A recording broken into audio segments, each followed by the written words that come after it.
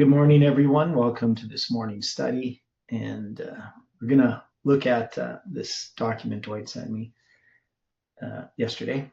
But before we do, let's have a word of prayer. Dear gracious Heavenly Father, thank you for this morning, for all your blessings, and for the fellowship that we can have as we open your word together.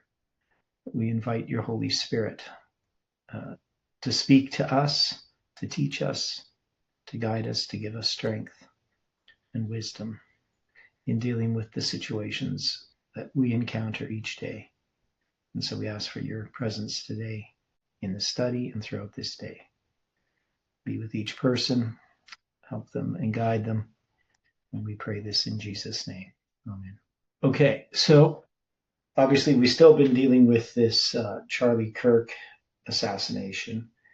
And then Dwight put together this document, which he's going to have to explain to us, of you got James White, James Abram Garfield, and Charlie James Kirk, all with the days they died, though James White isn't assassinated, but he's going to be connected, his death close to the assassination of Garfield, right? So that's the idea there. It's part of it, yep. Okay, so can you kind of explain what you see in what you put together in this document? Okay. First off, the most obvious point is that all three shared the name James. Yeah. Now, James James, is the middle name of Charles, but Charles right. Kirk's is James. You know, my middle name's James. My first son, or not my fourth son, James, is named James. But yeah, which actually is just a variation of the name Jacob, believe it or not. Right. Just getting transliterated, from Hebrew into Greek, into Latin, into English, I think is the pathway. It's quite a path. Yeah. Now, James White, of course, died more from overwork than anything else. Yeah. And he had, there was quite a bit that he had done in the early years, but noting that his death occurred 7 years prior to the 1888 General Conference session. Mm-hmm. To say that his death was 7 years prior to when Christ wanted to pour out the Holy Spirit Mm-hmm. is a bit revealing. Now, as a minister of the Adventist Church, he had also been an expositor of the Millerite message. Mm-hmm. So I think it's fair to say that he was a public speaker. Mm-hmm. Well, he did lots of public speaking, yeah. Okay. He was not an official of the government. He was married to Ellen White, and his influence was seen as being akin to Moses to the Advent people and the Advent movement. Mm-hmm. Now, generally, I find that Adventists don't really know much about James White. I mean, they know who he is, but just his life and his work is generally not known. We don't really talk about him too much. Right. Would you agree with that? Yeah. But in this case, I think it's important for us to note this. Mm-hmm.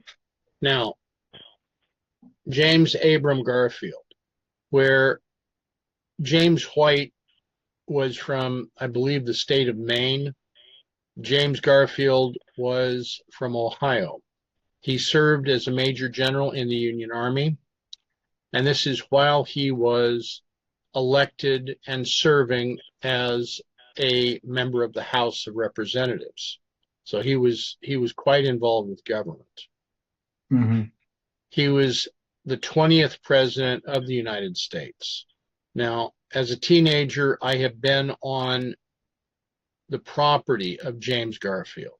Now, Garfield was a very interesting person because his mind was exceedingly brilliant. This is the president that could write Greek with one hand and Latin with the other simultaneously. Mhm. He was the only sitting member of the House of Representatives elected as president. There have been multiple senators, there have been others, but he is the only House member. So if AOC was to run for president in 2028 and was able to be elected, she would then be the second. Now, Garfield was examining the Catholic faith. He'd been raised Protestant.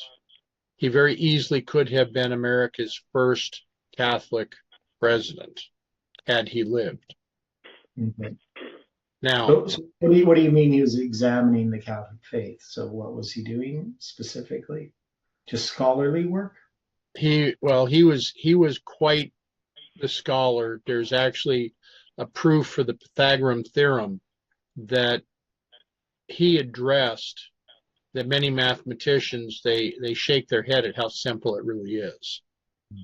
He was examining his faith to determine whether he was going to continue as a Protestant or whether he was going to become Catholic. Okay. Had he been had he survived and had he continued with this, he, like I say, could have been the first American Catholic president. Yeah. Now so he was Protestant, but what denomination? Kind of an offshoot. I can't really say that he was like a Methodist or Presbyterian. Okay. Now, he was shot on the 2nd of July of 1881. He dies September 19th of 1881. And mostly he died. 19, so September 19th, 1881. That's 100 years before my son Matt is born. Okay. He's born September 19th, 1991.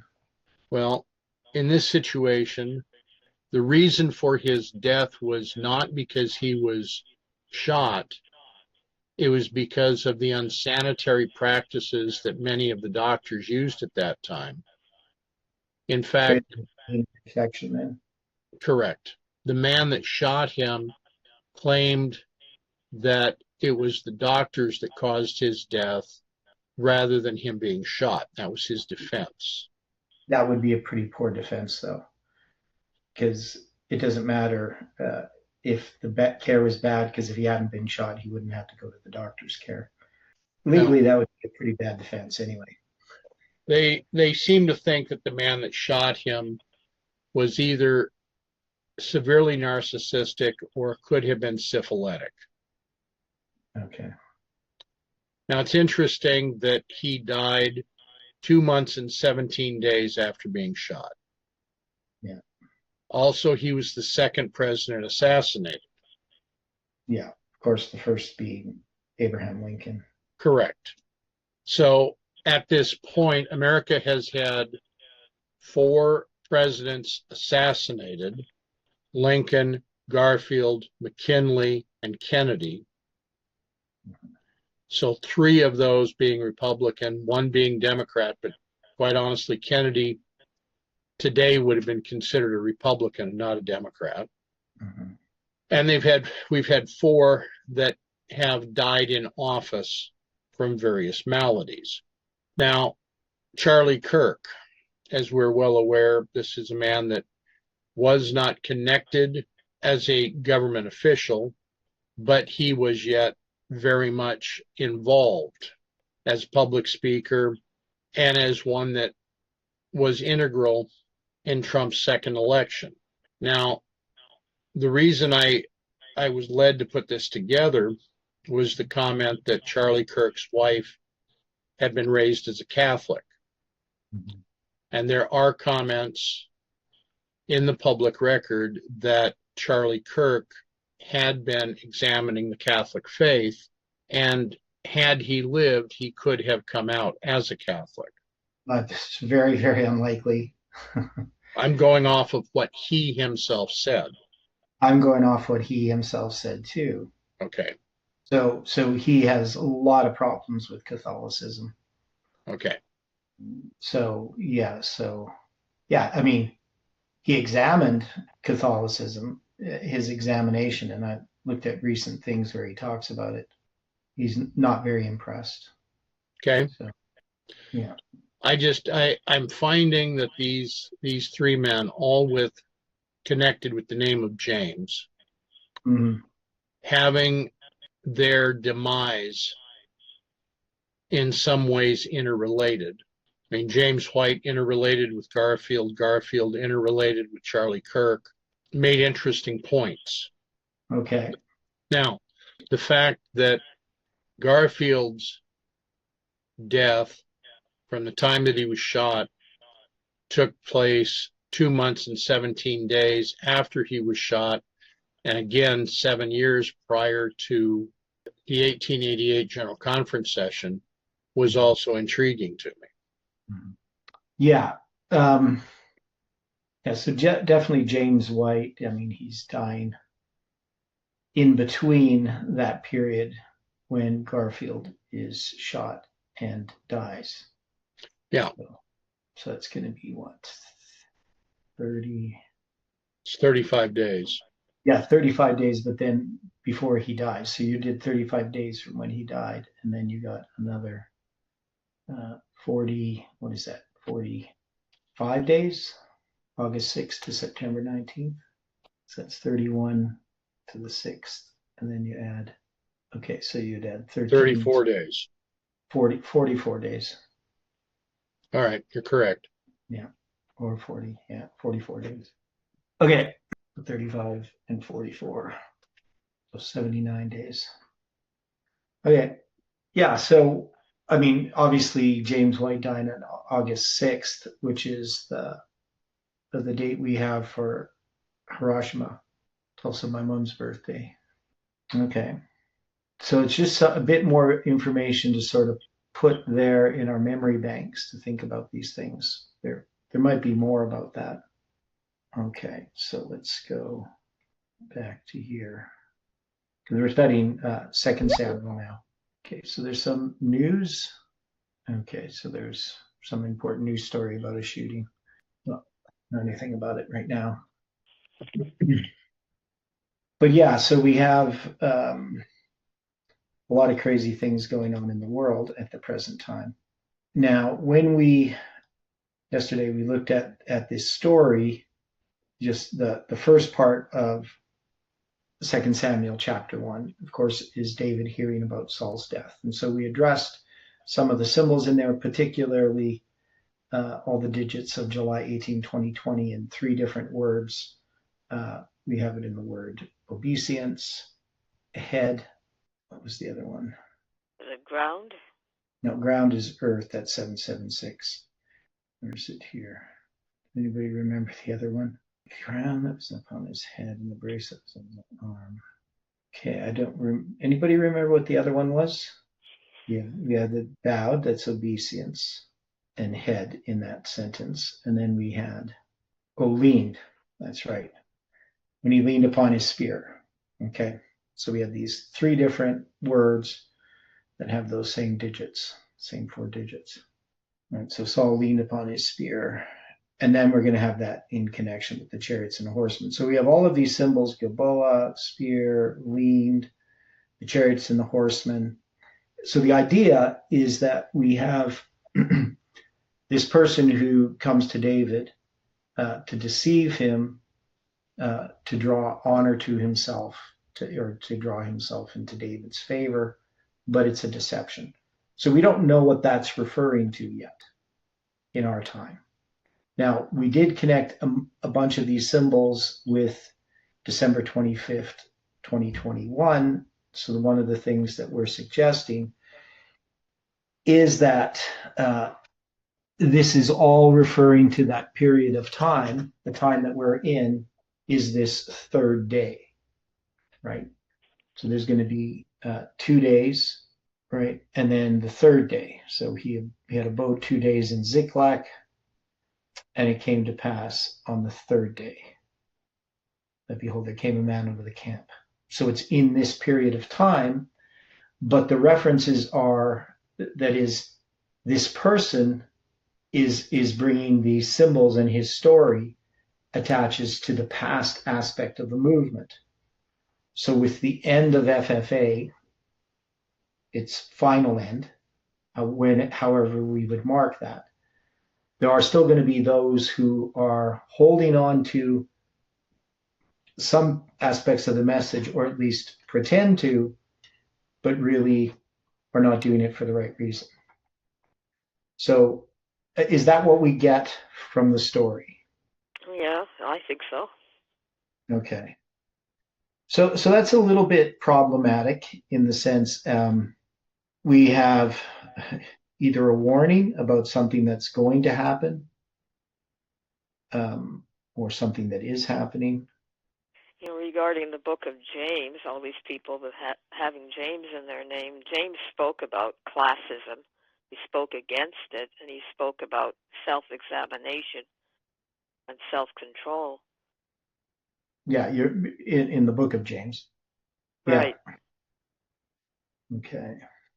I just got my wheels turning here in my head. Okay, so that's kind of interesting. So we have 2 days mentioned there. So if you add 8147 plus 3117, so those are just the Hebrew numbers for 2 days. If we count that from November 9th, 1989, it's 11,264 days.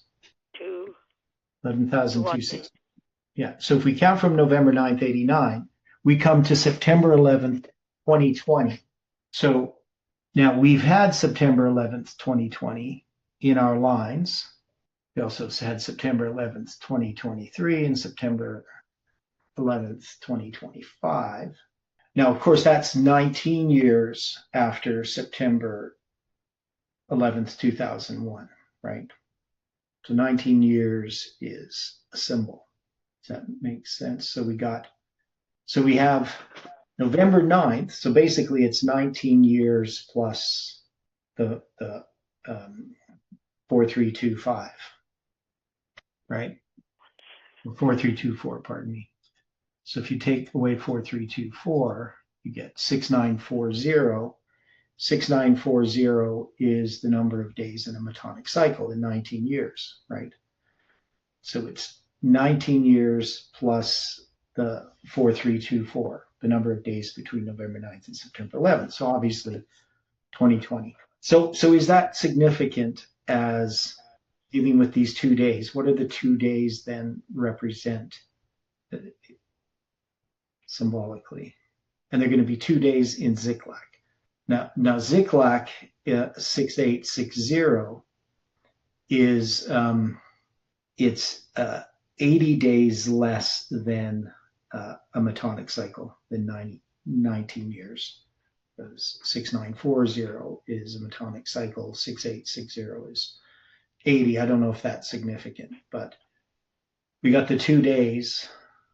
So how could we represent those 2 days? Could the 2 days represent tarrying? Well, yeah, a type of tarrying, but could it represent the period from, because we had talked about, well, the 2 days being, November 9th, 2019 and July 18. But could we kind of zoom out a little bit and say that the 2 days mark November 9th, 1989 and 9/11, 2001? Because don't we already understand that 1989, that is November 9th, 1989, is connected to November 9th, 2019, and that 9/11 is also connected, so that we're just tying these symbols together, these 2 days, with this September 11th symbol. Does that make sense to people? Yeah, it makes sense. Okay, yeah. So there's something going on here. Now also he abode 2 days in Ziklag. So David abode 2 days in Ziklag.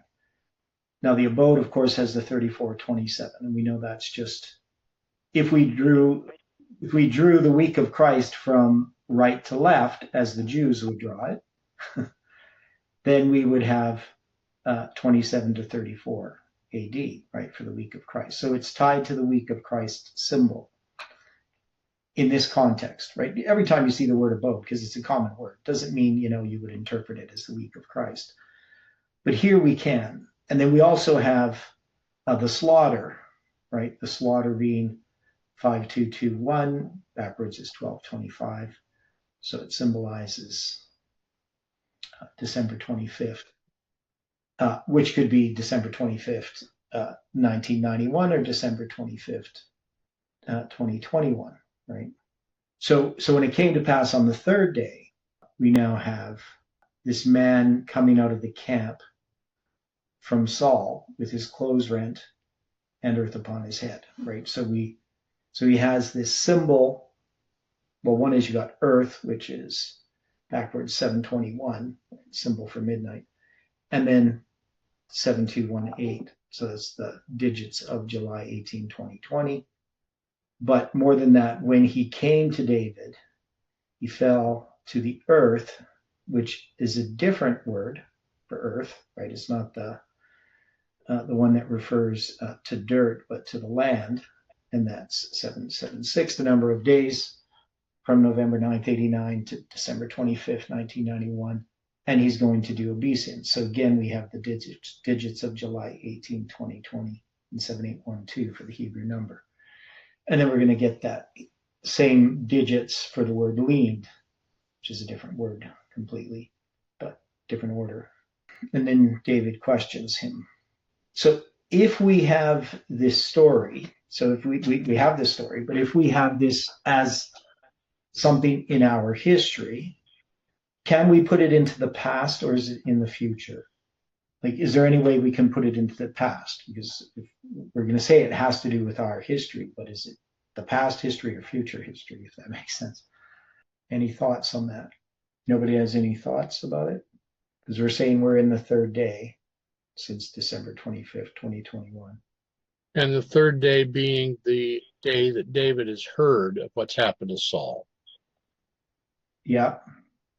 Why do you think it took so long for the news to go such a short distance?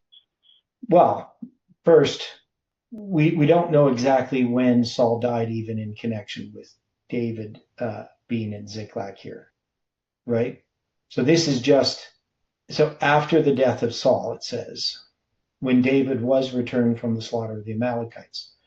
So David isn't returning because he knows Saul is dead or that Saul had died at that time, right? It's just that David's going to be 2 days in Ziklag. And then the third day that he's there, a man comes out of the camp from Saul. Now, this guy has his clothes torn, he's got dirt on his head. So how long has it been since Saul has died? Is he, he doesn't say when Saul died, and how far away is this from where David is?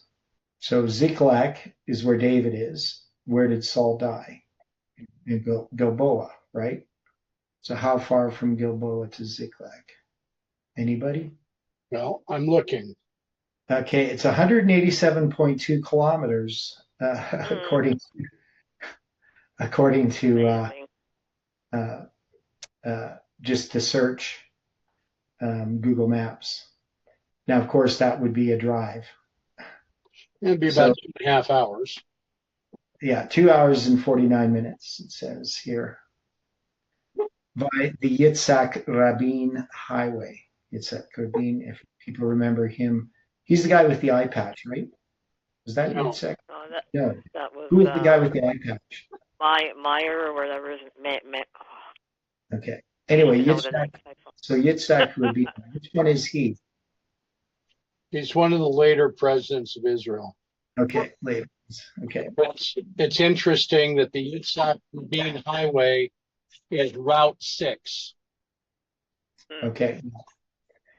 So yeah, so pretty interesting, 187.2 kilometers, which is mind-blowing. Yeah, I mean, I'm sure there's shorter ways. Um, but it's a fair distance to go from Mount Gilboa to Ziklag. So I would think that Saul, it wouldn't be 3 days journey. I mean, if he, I mean, I can do like 35 kilometers a day, 40 kilometers. So when I'm in good shape, right? But you wouldn't normally do that like day after day. Uh, so you would be looking at how long a journey? A week at least? Balboa in Judah? I think it's in Judah, right? No, isn't it Manasseh? Or Simon? Oh, Because it's up near the Sea of Galilee. It's because you got the Dead Sea and then you have the Jordan River going well, between them. It's going to be up from the north part of the Jordan River. okay. Then Ziklag is in Judah. Looks like. Yeah, yeah, Okay. yeah. So you got, I mean, so 187.2 kilometers. Wow. There's probably a shorter route, but it's not a straight line because when you travel, you gotta take a route. You would probably go down the Jordan and then across, I would think. But still, so Well, if it was like a week, it would be like 27 kilometers a day. So let's say 25 kilometers a day. That's still a lot of kilometers. So it could have been more than a week even from when Saul dies and how long Saul was dead until the guy found him. Right. So you can see sometimes the problems in the way the stories are told. They're not really giving us all the time elements involved. Because if you read it, you might just think, oh, he just came, like 3 days. There's no way that it was 3 days after Saul died, right? Well, I'm looking at a different representation, but it's still saying that this from Gilboa to Ziklag could be walked in about 44 hours. Okay, so if you're going to go 44 hours, let's say I'm going to go 6 kilometers an hour. Okay, so yeah, it could definitely be walked in 44 hours. But that's basically 2 days straight. I get it. I'm just giving the Yeah, I mean, representation. yeah, but nobody's going to do that. So, I mean, Unless they're really high on meth or something like that. Oh, it's true. okay, yeah. So you got anyway. It's not going to be 3 days since Saul died. Is all I'm trying to say, right? So the 3 days is just the 3 days that David is in Ziklag, right? So Saul has died before that.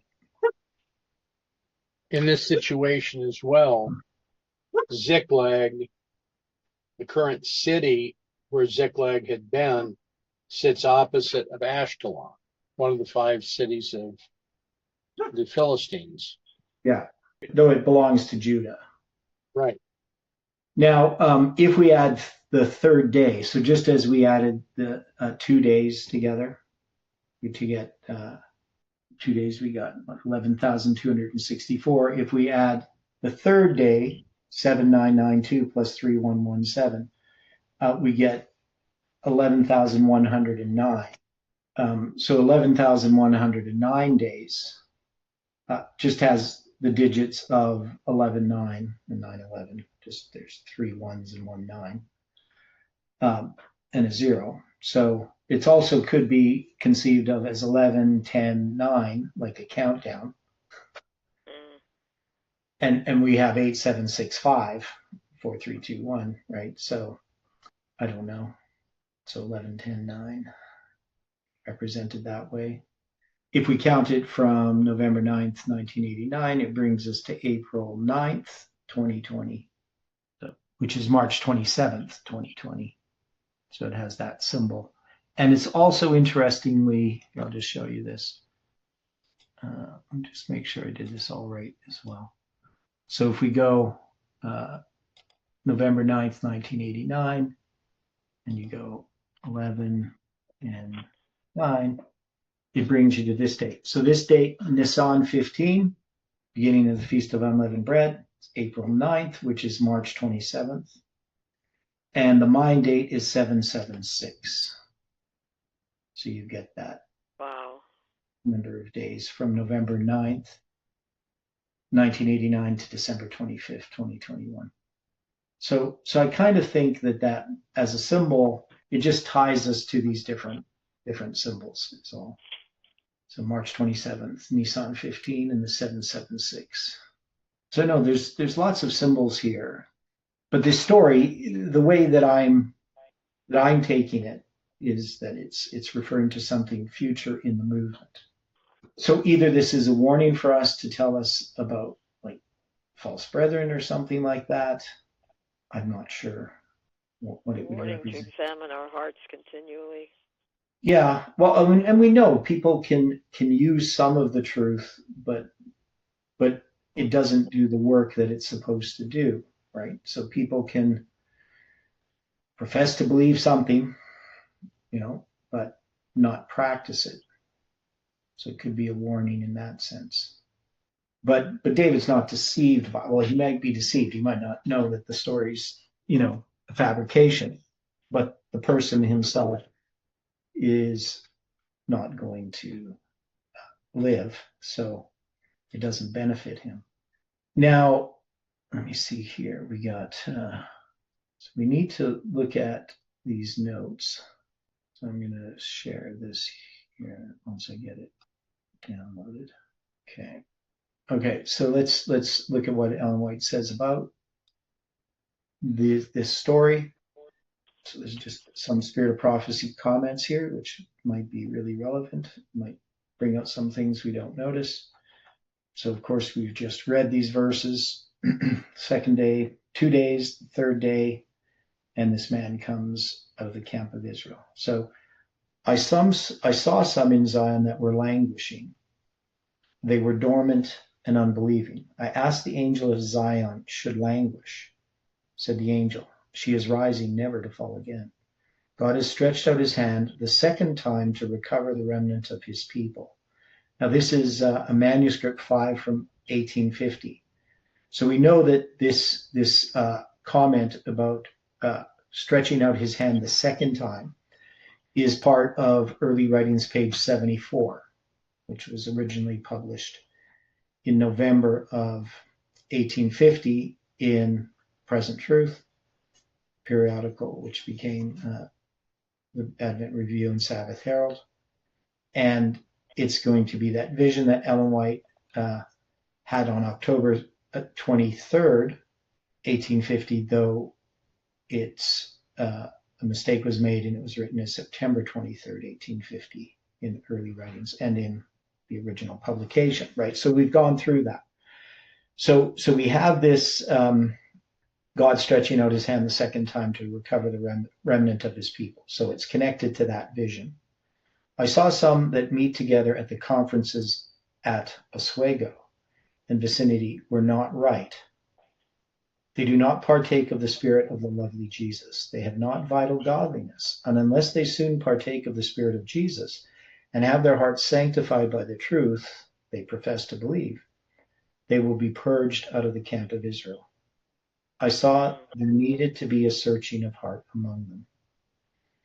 Said the angel, thou art upon the enchanted ground. Dost thou not see it? Awake and arise and put on the strength of the Lord.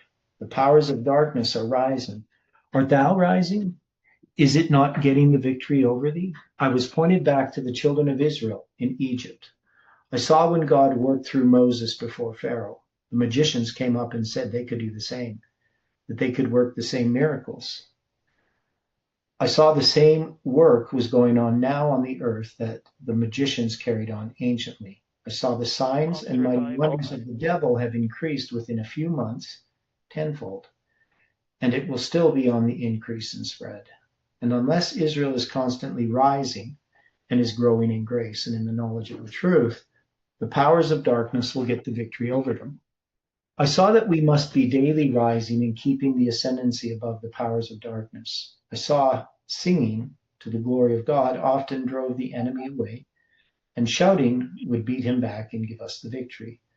I saw there was too little glorifying God, too little childlike simplicity among the remnant. I asked the angel why there was not more faith and power in Israel. Said he, "Ye let go of the arm of God too quick.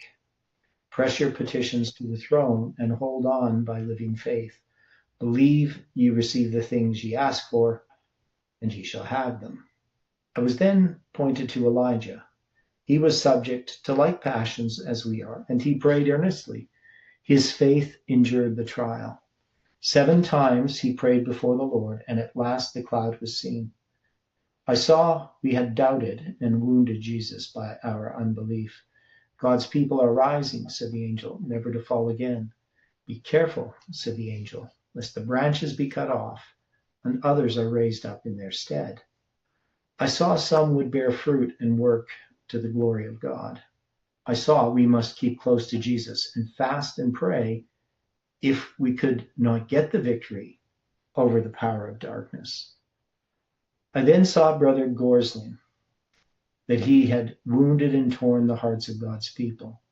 I saw he had been stubborn and rebellious, and unless he changed his course entirely, the church should disfellowship him, for he has been a dead weight to the church. Said the angel, Jesus' work is almost finished in the sanctuary. It is no time to be stupid now. A quick work will the Lord do upon the earth. The 4 angels will soon let loose the 4 winds. Said the angel, beware how thou treadest enchantment all around thee, east and west, north and south. If Satan can get thee to slumber now, he is sure of his prey. I saw some in Israel had been half starved for food, and when the present truth was presented to them, they ate it with thankfulness and gratitude, like half-starved children. Said the angel, can ye stand in the battle in the day of the Lord? Ye need to be washed and live in newness of life. Then I saw those whose hands were now engaged in making up the breach, and are standing in the gaps that have formally, since 1844, broken the commandments of God, and have so far followed the Pope as to keep the first day instead of the 7th, would have to go down into the water and be baptized in the faith of the shut door and the keeping of the commandments of God, and in the faith of Jesus coming to sit on the throne of his father David and to redeem Israel. I also saw those who have been baptized as a door into the professed churches will have to be baptized out of that door again and into the faith mentioned above. And all who have not been baptized since 44 will have to be baptized before Jesus comes. And some will not gain progress now until that duty is done, and then they must live anew unto God and serve him faithfully. So there's a lot here. So what is it that we mainly see that we can apply? So what is this about? Okay, so we have some that are not representing Christ. They do not partake of the spirit of the lovely Jesus. So what would that be referring to? Those whose lives are not in accord with what they claim to believe. Okay. Now, they may be, doing some of the things that we believe. They may, be Orthodox, Adventist-wise in their thinking. They may say they believe the truth. So they might not be doing things that, generally we would consider like open sin. Maybe some are, some aren't. But they don't have a vital godliness. And so they don't have the spirit of Jesus. So is she talking here more abstractly or more practically? Like, is she talking about how they are acting, or just, they don't have the spirit of Jesus, just overcome habits or something? Because we know it's connected to having their hearts sanctified by the truth, right? What they profess to believe in. So people can profess to believe in the truth, but not have the spirit of Christ. That is, they wouldn't have the character of Christ in how they deal with one another, their attitude. They may think that they're protecting the truth, but they could be argumentative. They could be a bad representation to their neighbors, not friendly, all these types of different things that it could be. She's not giving us the details of what this means, what their actions are. So I don't think it's just, but even though she doesn't do that, I don't think it's just, they don't like talking about partaking of the Spirit of Jesus. Because if they profess to believe the truth, then maybe sharing it with others even. What is she implying? And she says they will be purged out of the camp, and that they need to search their hearts. So what's the problem here? What's this enchanted ground that they're walking on? Thinking they're all right, that they're holy when they're not. Like it's a Right. message to the Laodiceans. Yeah, that is the enchanted ground from everything that I've seen in the Spirit of Prophecy. When she uses that term, she's talking about that enchantment, because there is an enchantment where we don't see our spiritual need. We think that we're all right, and it's the worst condition to be in. Mm-hmm. Now, it's usually manifest in attitudes about others. Now, and sometimes not as overtly as we would think. So, because we can always think of sort of the worst examples of people, who are full of themselves and really condemnatory of others. But some can do it in a much more subtle way, right? They can be the people who at prayer meeting, they bring up all these different people that need to be prayed for. But the reason they bring them up is it's just gossip, right? We know those types of people.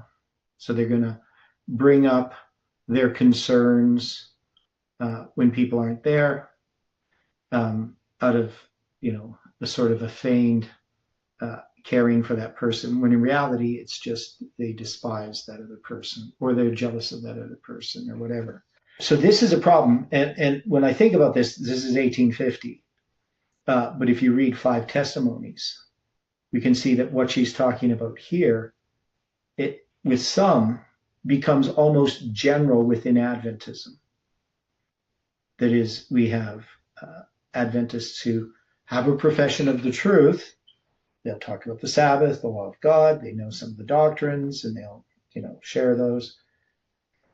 But really, what it means to be a Christian isn't seen in their lives. They may think it is, because they have a superficial understanding of what it means to be a Christian. But yeah, it's just they're not manifesting Christ's Spirit in how they look at others. So this could have something to do with how we're understanding this passage, as far as this person who comes and says that he killed Saul. So this sort of deception, I think that could apply. Okay, so we went through these verses. David said unto him, how went the matter? Right. The people are fled from the battle, and many of the people are fallen and dead. And Saul and Jonathan, his son, are dead also.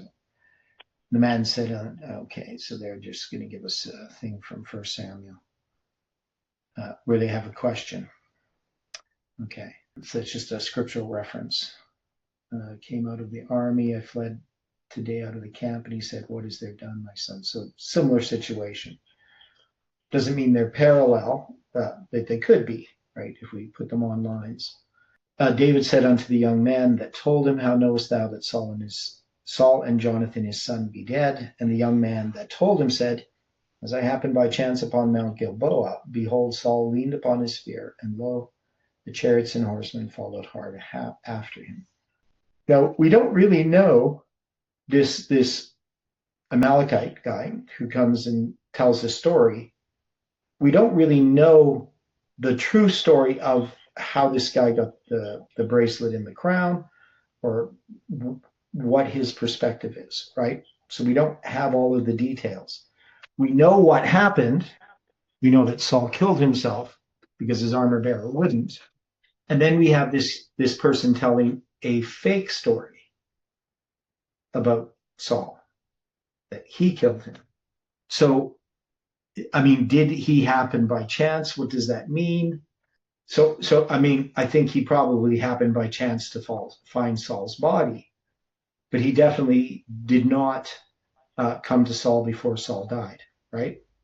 Mm-hmm. So, and then when we look at these symbols, Gilboa being 1533, leaned upon his spear, right?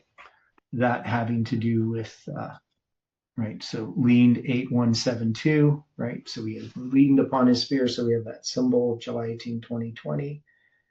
The chariots and the horsemen remind us of Daniel 11, verse 40. So this person is saying the right things in a sense, right? Right. Right. He knows the truth. He knows the message, but he's being deceptive about his true position. And he doesn't kill Saul, so that's just a story. So he's deceiving David. He's a false brethren. So he, professes to believe in Daniel 11, verse 40 to 45. He understands some of the things about this message. So his story is obviously not true, but what it exactly is, what exactly happens, how he ends up in that situation, we don't know. So it says, Saul looked behind him, called unto me. He says, I'm here. And asked, I'm an Amalekite. And he said again, stand, I pray thee, upon me and slay me, for anguish has come upon me, because my life is yet whole in me. So he says that he talked to Saul, but he doesn't, right? He didn't talk to Saul. So that this just didn't happen, but we still have this story. So how do we take a story that hasn't, that is a story, that is a lie, that hasn't happened? Can we take that story and still does it have the characteristics of a lie? Do you understand what I'm asking? Even though it's not a true story, it's a deception. How do we take that as far as can we make an application of it? Or is it just a complete deception? Do you get what I mean? Well, it wasn't a complete deception, because he didn't totally persuade David that he was there at the death of Saul. Right. Yeah. But but that part is he is trying to deceive David. Yeah, right? He didn't get the credit that he wanted from David. Yeah, so he's looking for credit. But the thing is, we have a story that's not true. Like, we can't take this man's story and say, well, this is what happened, because we know it's not what happened. But does it still illustrate something, the story itself, just on its own? Or do we just take the story as false and say it doesn't illustrate anything? You understand what I'm asking about that, and how we look at a story in the Bible? Well, the verse that comes to me is that which is highly esteemed among men is abomination in the sight of God. So not everything that we, as carnal human beings, would look at as good is actually good. Like slaying Saul was supposed to be, a great thing, but not in the eyes of God. Yeah. So we know that the story is not true, but can it still be an illustration? Well, it has to be, or it wouldn't be in the Bible. Okay, so you're saying that even a false story, it's a lie that somebody tells in the Bible, we can still take that and make an application of it as if the story is true, right? You understand what I'm saying? That's because I'm trying to ask if we can do that. Can we take this story? Because we could just say the story is a deception, and so there's nothing in the story that we can't take any of those details and look upon them symbolically. Yeah, right? we try to see what the intention and the motivation is, instead of looking at the action, which may seem praiseworthy on the surface.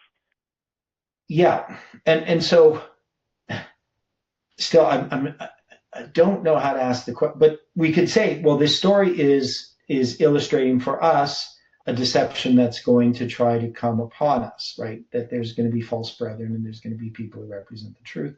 And so we could just take the story that way. But the story itself has symbols in it. Are those symbols deceptive because they're in a deceptive story, or do they belie something that the person telling the story is not attending, but that God can show us through that story? I think so. Okay. So, yeah, I definitely think that we can do that. And we have even stories which are ironic, such as the story of Samson, mm-hmm. that even though Samson in some ways represents, a lack of trust in God and immorality and so forth, but as a biblical story, it illustrates the gospel. So, and a lot of other things, connected to the gospel. So, because Samson becomes a type of Christ. Well, that's pretty crazy when you think about his life. So when he's saying that he was leaning upon his spear, for instance, we don't know if that happened at any time in this situation with Saul. But we can still take those symbols, right? And were the chariots and horsemen following after him, right? Obviously, we know he was at Mount Gilboa because we know that's part of the story. Now, what about Saul looking behind him? What is that illustrating?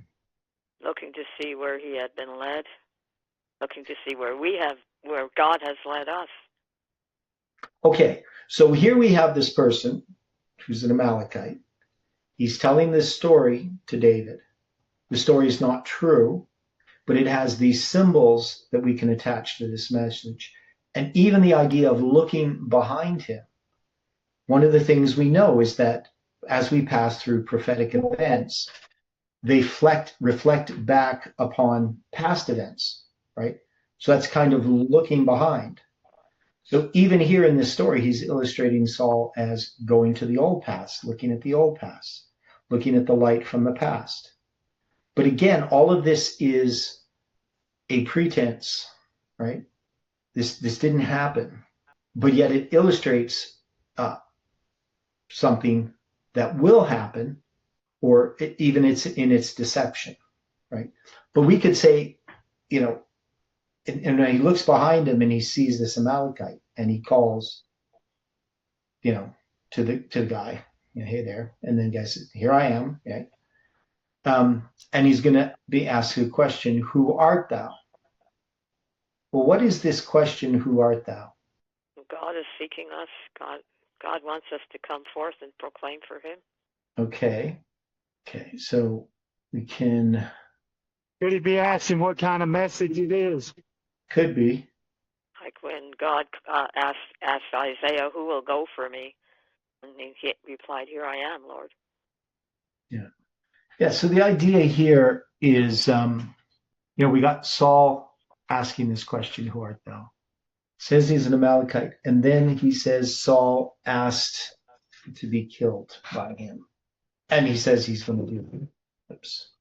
Right? Is that kind of like Jeff saying, I have failed, and I'm a leper without the camp? So slay me in a sense? I don't know. That's what I'm really trying to understand, how we would apply this. Because this has to do with the death of Saul. We're saying the leadership of Saul. So there's going to be a guy who claims that he's killed Saul, but he hasn't. And he's going to claim that Saul had the correct message in, as far as the symbols are concerned here, right? It's going to have all the symbols of this message. Now this guy's going to take this crown that was upon his head and the bracelet that was on his arm and bring them to David, right? Now he doesn't do that, obviously this crown and this bracelet must be Saul's, or showing them to David wouldn't really mean too much unless he, just got some other crown and some other bracelet. I'm pretty sure it'd be something that David would identify as being Saul's. So the person must have come upon Saul's body and been part of the group. The question is, how did he end up getting the crown and the bracelet? You would think that, we just don't know this guy's actual story, is what I'm trying to say. Yeah. Right? We don't know, right? As far as I can tell, anything that we've read at this point hasn't shown us what the true story is. We know the true story of what happened when Saul died. This guy's not mentioned in the true story. He comes to David with this story. He has the crown and the bracelet. I would assume they're actually the crown and the bracelet of Saul. David sees them, knows that Saul is dead, but again, we don't know how he came across these things. For all we know, he robbed somebody that first took those things. Yeah, right. So we don't know. We just have this man's story, and the Bible's not going to tell us what his actual story is. Now, David's going to ask him these questions about whence art thou? And he answered, I am the son of a stranger, an Amalekite. So he says he already was an Amalekite because he said Saul asked him who he was, and he said he was an Amalekite to Saul. So David's going to ask him now, where do you come from?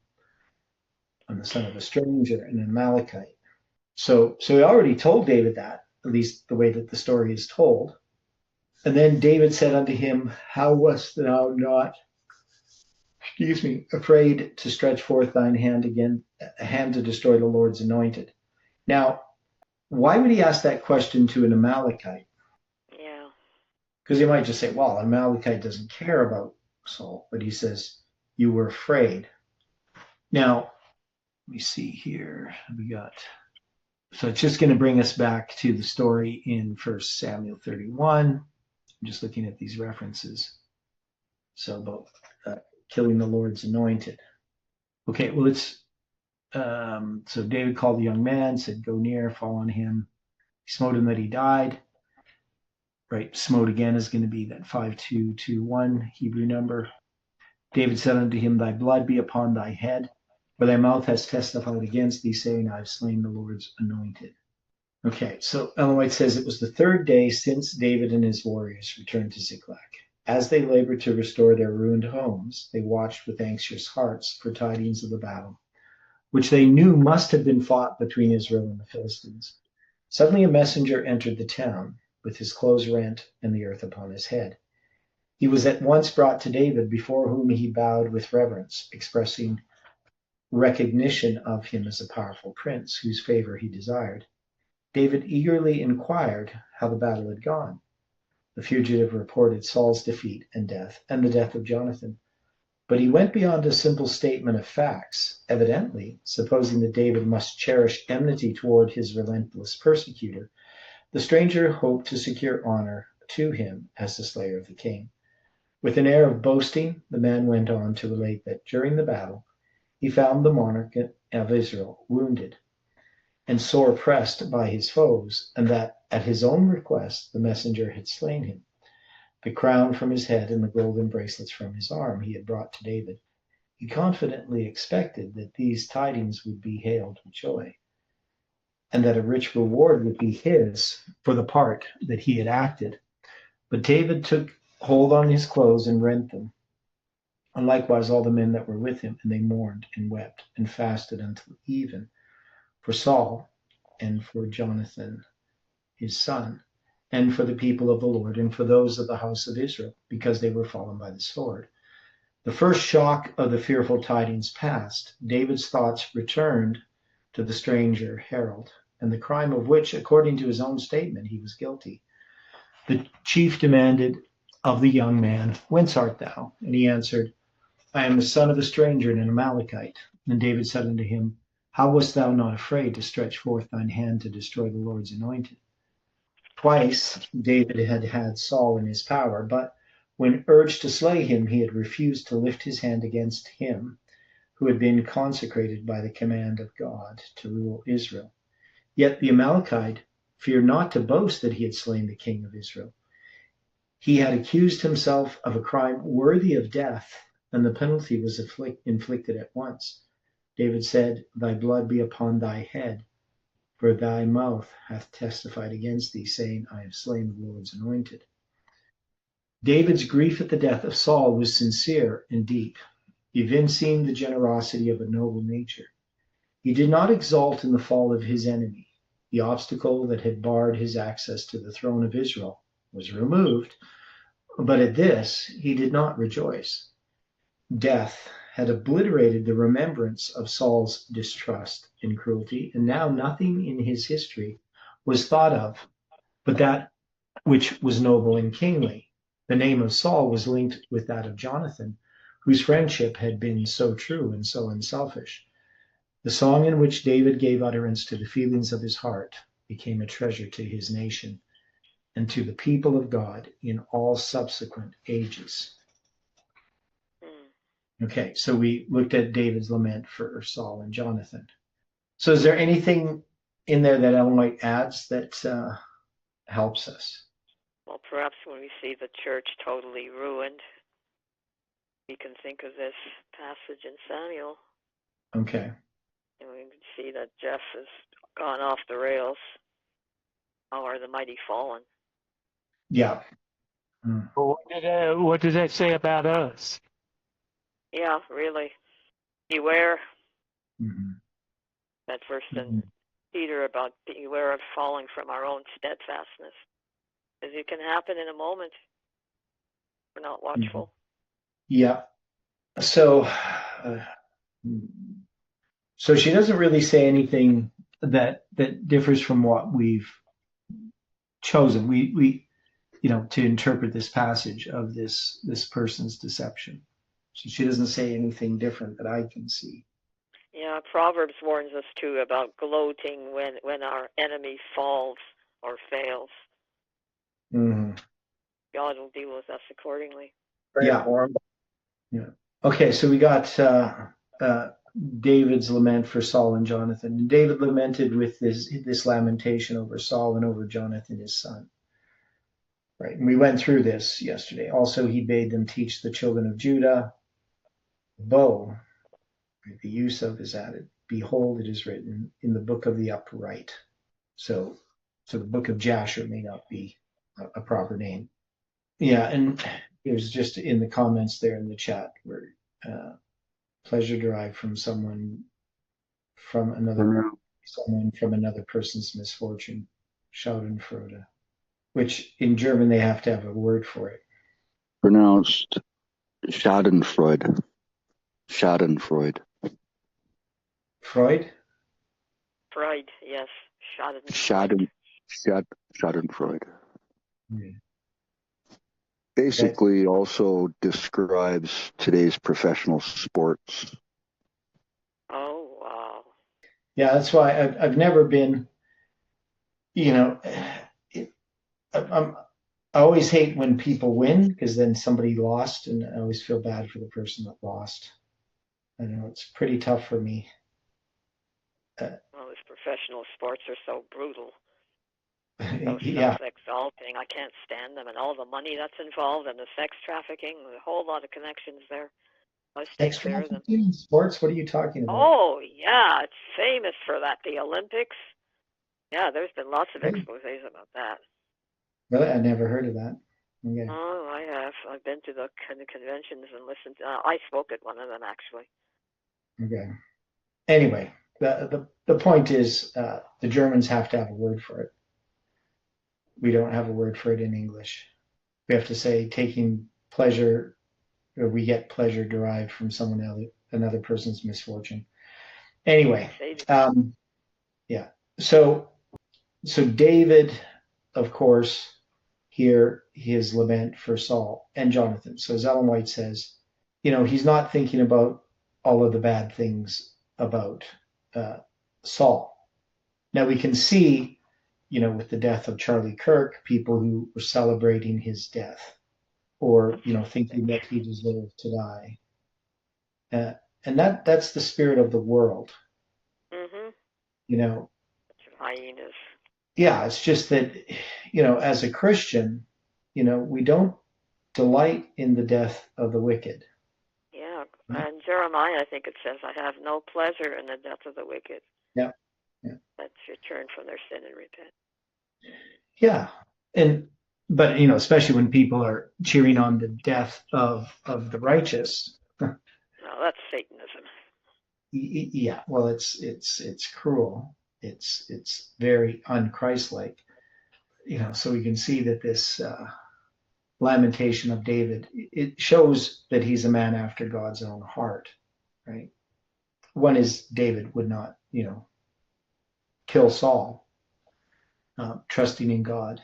Now, David, had some frailties, some mistakes that he made, times that he didn't fully trust in God. But that's part of his learning process. And ours.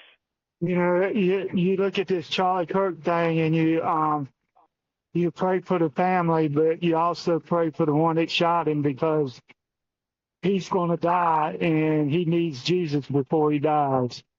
For sure. Yeah. Yeah. So Kelly notes that gloating could sort of be that type of applied in that way. Mhm. But anyway, it's just something that we wouldn't do as Christians. So the beauty of Israel is slain upon thy high places. How are the mighty fallen? And then we tell it not in Gath, publish it not in the streets of Ashkelon. Lest the daughters of the Philistines rejoice, lest the daughters of the uncircumcised triumph. So we definitely see a parallel with what has happened in that aspect of it. Obviously, I'm not paralleling Charlie Kirk with Saul, but we're just that idea of people rejoicing over the death of an enemy, right? And definitely, we don't want our enemies to rejoice. Ye mountains of Gilboa, let there be no dew, neither let there be rain upon you, nor fields of offerings, for there the shield of the mighty is vilely cast away. Shield of Saul, as though he had not been anointed with oil. So again, a lot of these words are added in the Hebrew, or added in the translation that aren't in the Hebrew. So it doesn't say, let there be no dew, neither let there be rain. It could just be, there was no dew nor rain upon you, nor fields of offerings. For there the shield of the mighty is gladly cast away. The shield of Saul was not anointed with oil. Now, as though he had not been anointed with oil. So however we look at this illustration, now the mountains of Gilboa we tie to the symbols of 1533. And then we have the symbols of the former and latter rain. Mhm. So there is a work was supposed to be accomplished by this movement that was not accomplished. Right. Right? That's the idea. And that's what David is mourning. What could have been more than what was, which I think is appropriate in situations like that. That we can mourn the loss of a supposed enemy, someone who sought our harm.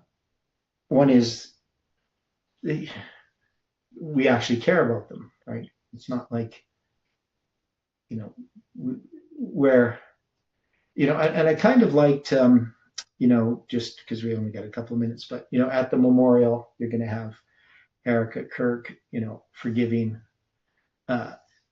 the assassin. But I actually liked what Trump said. I thought it was because Trump is often very self-deprecating, which is generally not something that somebody who is a psychopath does. For sure. Yeah, and so he presents himself as basically a bad man. I hate my enemies, right? Now he's also being humorous. So the left doesn't really fully understand Trump's sense of humor. They always take him completely literally. But Trump, in some ways, is being quite honest about his own character, even though he's in some ways making light of it. He recognized his inability to forgive. He's not exalting himself as some great religious person who has all this forgiveness. And he also, said, well, maybe Erica can, help me see that I'm wrong, right? Which I thought was really quite interesting, Trump's response to that. Now, but I've seen other people who've interpreted it completely differently. They shut off his teleprompter at his UN speech. So he was going to speak at the UN, and That's a recent thing. That's a recent thing. I think it was yesterday or day before, and he was getting a little long-winded, and he was browbeating the UN, telling them that they're destroying their own countries with open borders, etc., funding illegal immigrants to come into the U.S.